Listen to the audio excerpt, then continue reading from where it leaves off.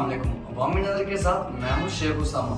इस वक्त आपको ताज़ा तरीन ब्रेकिंग न्यूज़ दे रहे हैं। लाहौर से सियालकोट मोटरवे पे शमीर गांव के किसानों को अपनी फसल खेत से मंडी तक ले जाने में किन मसाइल का सामना करना पड़ता है। इस वक्त अवामी नज़र के खुसूसी नुमाइंदा अरसलान साहब हमारे साथ मौजूद हैं। जी अरसलान, आगाह कीजिएगा इन किसानों को किन मुश्किल का सामना करना पड़ रहा है। जी उसामा, मैं इस वक्त मौजूद हूँ शमीर के इलाका में।